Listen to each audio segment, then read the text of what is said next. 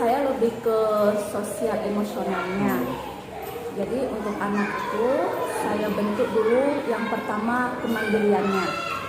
Contohnya kemandirian dalam hal masuk kelas, yang pertama harus menjaga kebersihan di kelas.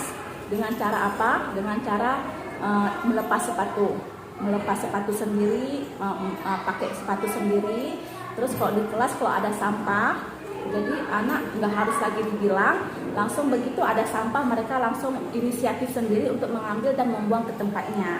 Dan malah pernah pas anak belajar dengan buka sepatu, jadi ada guru lain masuk ke kelas saya, dan kebetulan guru itu lupa untuk membuka sepatunya. Lalu ada satu anak responnya aktif, langsung dia bilang, "Bu, stop, ibu jangan masuk."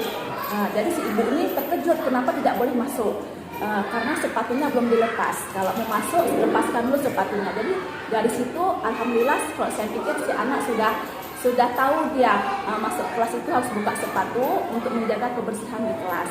Itu salah satunya kemandirian. Habis itu kerjasama, saya latih anak untuk kerjasama, karena anak TK ini dia dikit-dikit, "Bu, dia nggak kawan saya, Bu, dikit-dikit dia nggak mau main sama saya." Jadi di situ saya bentuk anak-anak ini semuanya harus berteman, tidak ada memandang bulu, tidak memandang pilih kasih, semuanya harus ikut berteman. Nah, semuanya teman. Jadi nggak ada namanya pilih kasih, tidak berteman, tidak. Semuanya berteman dan kerjasama itu ada bagi si anak tuh. Begitu juga waktu saya membagikan lembar kerja buat si anak. Lembar kerja itu kebetulan satu tugas, tapi kerja kelompok dikerjakan oleh satu kelompok anak, ada 5 orang satu kelompok. Jadi di situ saya melihat anak-anak ini bisa nggak dia kerjasama dengan teman-temannya. Di situ timbullah emosi dia, ada yang marah-marah, ada yang rebut-rebutan untuk buat tugas, ada yang diam, ada yang hanya melihat saja tapi tidak berbuat apa-apa. Dari situ nampak sifat-sifat uniknya si anak itu karakter dari mereka. Itu ada yang saya lakukan itu. Baik, kita lanjut ke visi misi, Bu. Ibu udah menyusun visi misi? Visi misi kalau menyusun belum, tapi saya sudah pernah memberitahukan kepada Ibu Kepala di saat setelah mengikuti lokakarya yang ketiga, beliau kan tidak hadir, jadi digantikan oleh guru yang lain.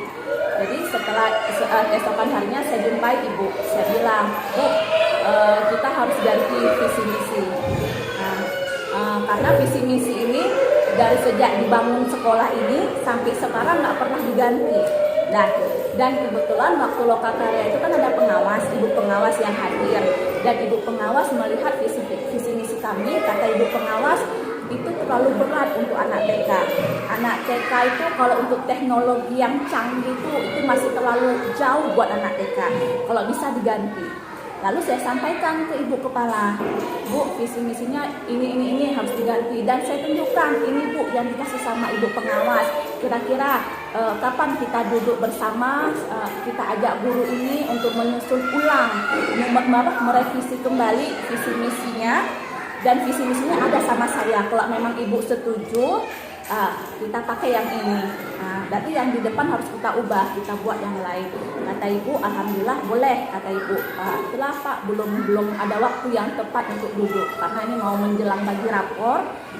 Jadi guru pada sibuk nulis rapor. Tapi saya udah kasih tahu juga sama Ibu Kepala, sama guru juga saya udah kasih tahu. Ayo kita duduk, kita rancang kembali visi misi. Dan guru bilang boleh, kita minta sepakat dari Ibu Kepala. Cuma pembagian rapor itu aja Ibu. Dan saya nggak nanyakan, kan yang tugas kemarin, yang lokakarya yang kelima kemarin kan ada yang 4 lembar itu, yang 51, 52 sama 54. Jadi kan salah satunya apa yang harus saya lakukan selama 3 bulan ke depan.